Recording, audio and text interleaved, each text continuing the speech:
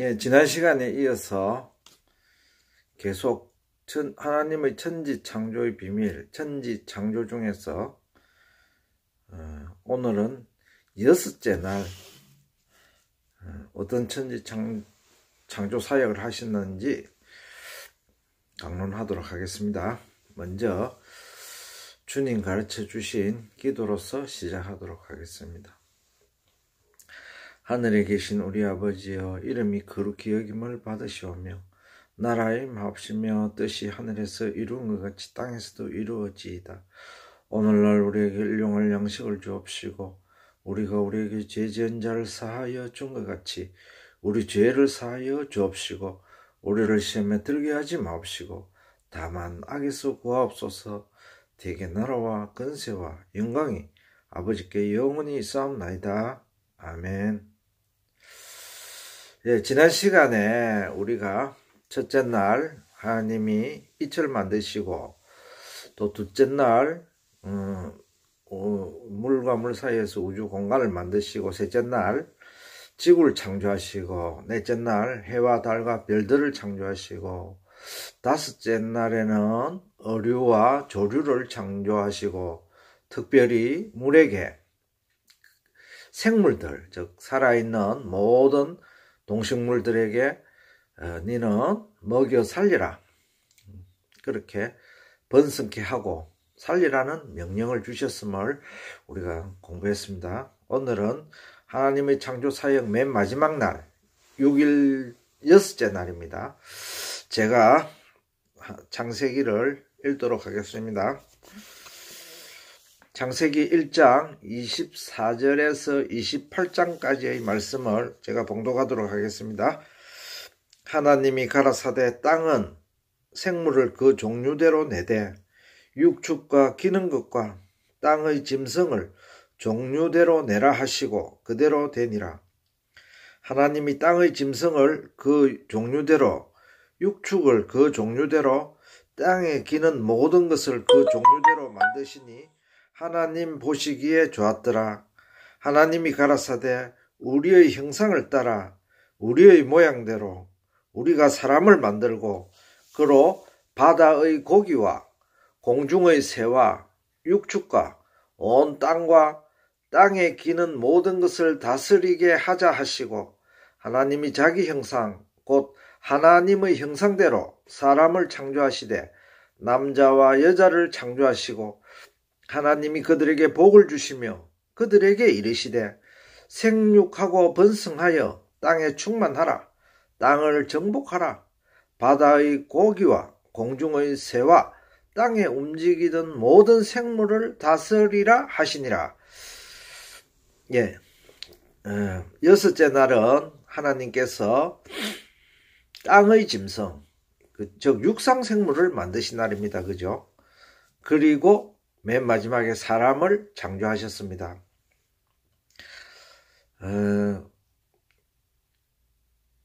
제6일은 사람 창조의 날이라 해도 과언이 아닙니다. 그리고 사람은 하나님의 창조 사역 가운데 가장 중심적이며 핵심적인 창조입니다. 그래서 사람의 창조 내역에 대해서 더 자세히 알아보도록 하겠습니다. 사람은 방금 본문에서 읽었듯이 하나님의 형상대로 창조되었습니다. 또 우리들에게 복을 주시고 이 땅에서 생육하고 번성하고 땅에 충만하라, 그렇게 말씀하셨습니다. 그리고 땅을 정복하고 모든 생물들을 다 다스리라는 그러한 명령을 하나님께로부터 우리들이 받았습니다. 자, 지금부터 본문에서 읽었듯이 하나님께서 사람을 만드신 목적과 뜻이 이 창세기 여섯째 날에 다 포함되어 있습니다. 이것을 반드시 우리들은 알아야 할 것입니다. 6일째 육지동물을 창조하셨고 그 중심은 사람 창조이셨는데 창조사역의 맨 마지막 날 창조하신 사람은 모든 우주 만물을 포함한 모든 만물의 창조의 그 핵심입니다. 왜 하나님께서 사람을 만드셨었고 그 목적과 뜻이 무엇인지를 아는 것이 우리 인생들의, 우리 인간들의 너와 내가 존재하는 이유가 그 속에 들어있기 때문에 이것은 반드시 알아야 합니다. 이것을 모르면은 왜 내가 살고 있는지, 내가 어떻게 앞으로 뭐 죽는지, 또 이 땅에서 어떠한 삶과 목적을 가지고 살아가야 하는지, 그걸 모르면은 부평초 같은 인생이 될 것입니다. 우리 그리스도인들은 반드시 이 내용을 깨달아 알아야 할 것입니다. 우리 인간은 왜 존재하는가? 그 내용이 창세기에 다 기록되어 있습니다. 하나님께서는 사람을 자기 형상대로 하나님의 형상대로 만드셨다고 말씀했습니다. 그런데 원래 하나님은 형상이 없으신 분입니다. 그지요? 보이지도 않고 만질 수도 없습니다. 그죠? 또 회전하는 그림자도 없으시는 분입니다. 그런데 하나님의 형상대로 사람을 만드셨다고 분명히 창세기에 그렇게 말씀하여 놓았습니다. 그러면은 그 뜻이 무엇일까를 알아야 되지 않겠습니까? 우리의 모양으로, 우리의 형상으로 우리가 사람을 만들자 이렇게 말씀했습니다. 그러면 하나님께서 사람을 창조하신 하나님의 뜻은 무엇일까? 지금부터 알아보도록 하겠습니다. 본문에 기록된 하나님이란 히브리어는 엘로힘이라는 그러한 단어입니다. 엘로힘 자체는 하나님들 이렇게 해석할 수 있습니다. 왜 그러냐 하면은 그게 복수형이기 때문입니다.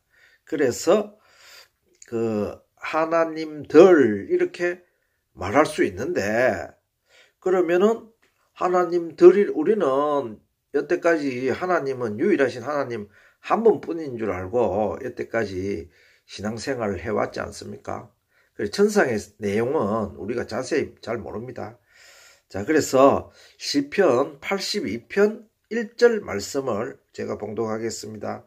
하나님이 하나님의 회 가운데 서시며 재판장들 중에서 판단하시되.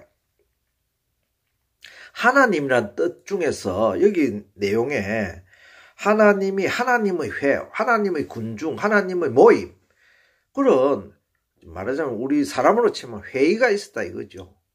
하나님의 회. 그러니까 이 하나님들은 많이 있다 이런 뜻이죠.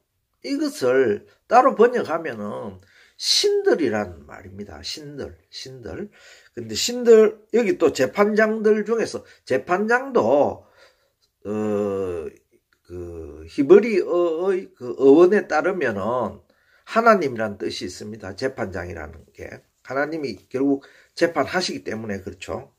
그래서 우리가 단순히 하나님은 유일하신 하나님이다, 하나님 하면은 딱 그렇게 그 문자적으로 그렇게 하면은 이 뜻 해석이 안 됩니다. 그죠? 그래서 천상에서 천사들 중에서 말하자면 지위가 높은 그룹 천사들이나 어떤 천사들의 한 종류도 하나님이라 불리웠다고 이렇게 추측할 수 있습니다. 그러니까 하나님의 회가 있죠. 그 가운데 하나님이 서셔갖고 말씀하시고 이래 하니까 그 모인 사람들을 또 하나님의 회 이렇게 성서에 기록해 놨습니다. 그죠? 그래서 이제 이 창세기에 우리가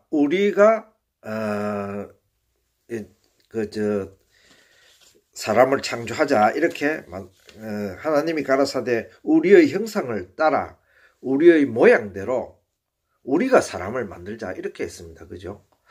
그래서 이걸 어떻게 해석해야 되느냐? 사람은 유일하신 하나님이 만든 것이 아니다. 왜? 우리라는 그 복수의 엘로힘이라는 복수의 단어를 썼기 때문에 그렇습니다. 이것은 자의적인 해석이 아니고 성서 말씀에 따른 해석이 되겠습니다.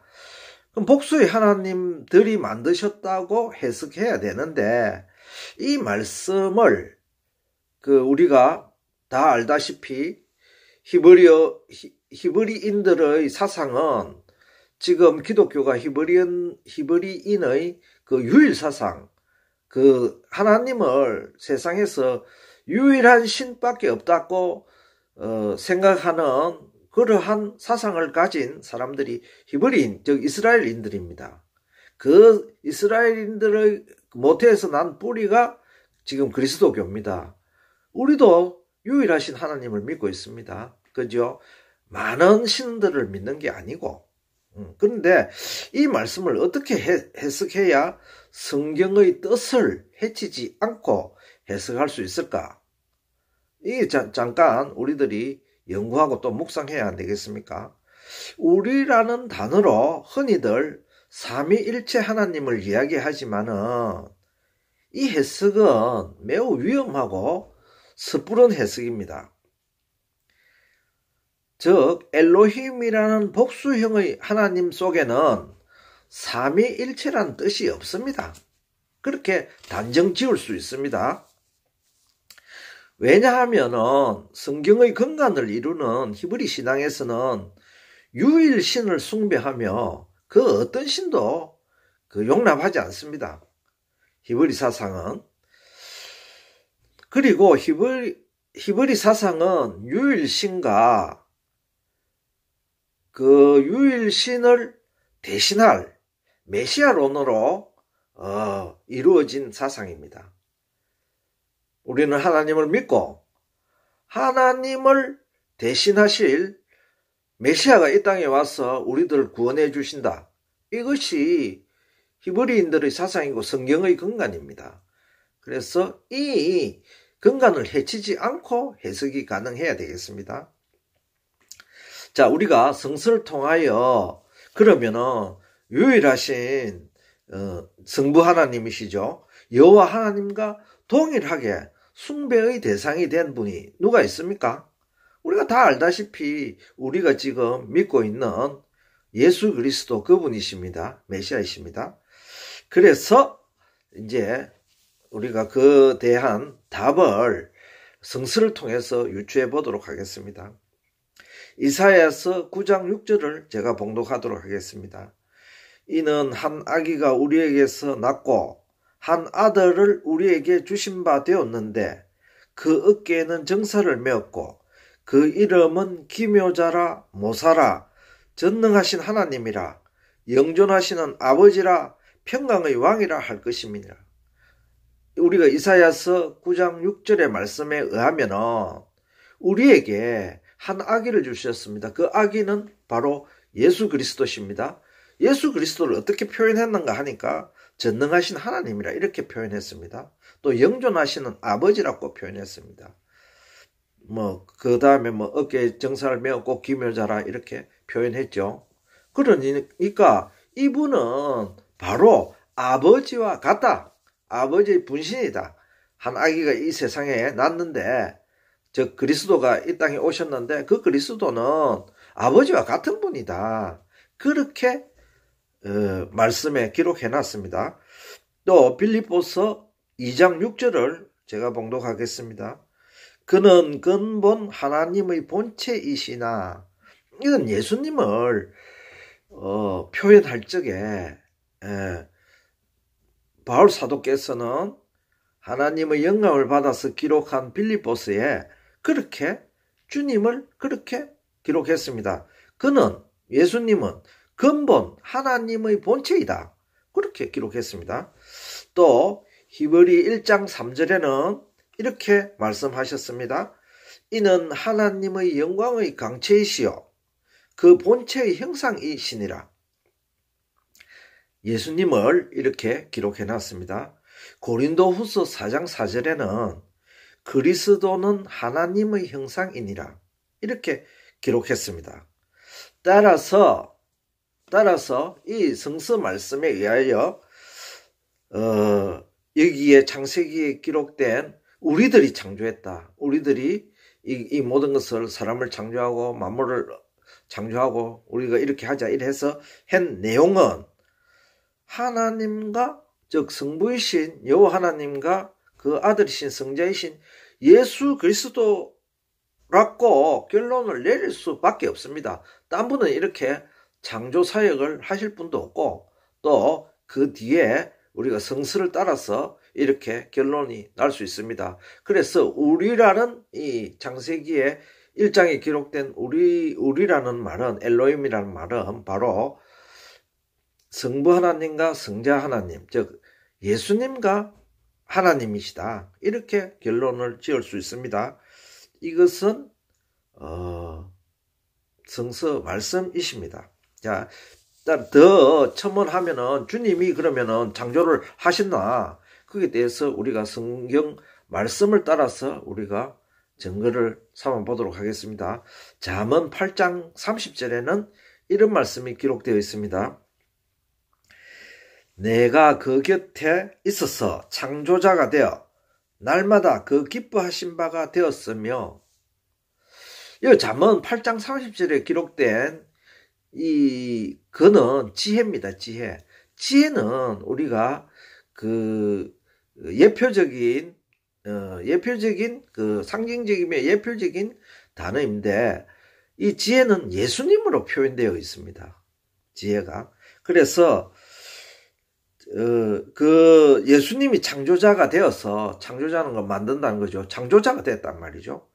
날마다 그 기뻐하신 바가 되었으며 그는 여기 뒷구절에 후반절에 그는 바로 여호와 하나님이십니다. 아버지입니다. 아버지를 아들이 이 창조 사역을 함으로써 아버지께서 날마다 기뻐하셨다. 이렇게 말씀을 해놨습니다. 그러니까 6일간 예수님이 창조를 하시니까 하나님이 날마다 기뻐하셨다. 이렇게 기록되어 있습니다. 또 골로새서 1장 16절을 제가 봉독하도록 하겠습니다. 그는 보이지 아니하시는 하나님의 형상이요 모든 창조물보다 먼저 나신 자니 만물이 그에게 창조되되 하늘과 땅에서 보이는 것들과 보이지 않는 것들과 후반절은 제가 생략했습니다. 즉 영계에서 여러 가지 모든 것을 다 예수님께서 창조하셨다는 골로새서 1장 16절 말씀입니다. 그래서 이 내용을 보면은 주님이 만물을 창조하셨다. 예수님이 창조하셨다. 이렇게 기록되어 있습니다. 그래서 이 우리라는 내용은 여호와 하나님과 예수님이 같이 창조하셨다. 이것이 가장 합당한 성경 말씀의 해석입니다. 자, 만질 수도 보이지도 않는 하나님의 모습과 성품을 그대로 가지신 분이 있었으니 그분이 곧 예수 그리스도이시다. 자, 우리가 방금 골로새서를 읽었지만은 하나님은 형상도 없고 보이지도 만질 수도 없다고 했습니다. 그랬는데 우리 창세기에 보니까 우리의 형상대로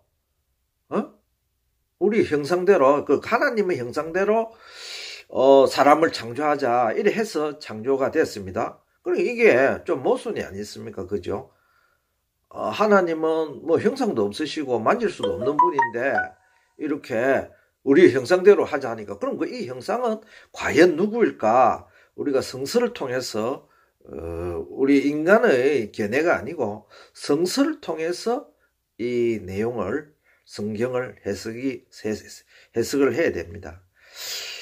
자, 그러면 만질 수도 보이지도 않는 하나님의 모습과 성품을 그대로 가지신 분이 있었으니 그분이 곧 예수 그리스도이십니다. 그러면 하늘에 계실 때, 즉 성육신 하기 전에 이 땅에 내려오시기 전에 주님의 모습을 우리가 알 수 있겠습니까? 예, 그 말씀도 성서에 기록되어 있습니다. 그러면은 그 내용을 통해서 이 천지 창조의 비밀과 인간 창조의 비밀이 다 드러날 것입니다. 다 알려질 것입니다. 우리가 이 제목이 천지창조의 비밀이었는데 이 천지창조의 비밀은 숨겨져 있었습니다. 그러나 신약의 사도들을 통해서 이제 그 천지창조의 비밀이 알려지게 됐습니다. 그것은 예수님이 나타내 주셨지요. 자, 다니엘서 7장 13절을 제가 봉독하도록 하겠습니다.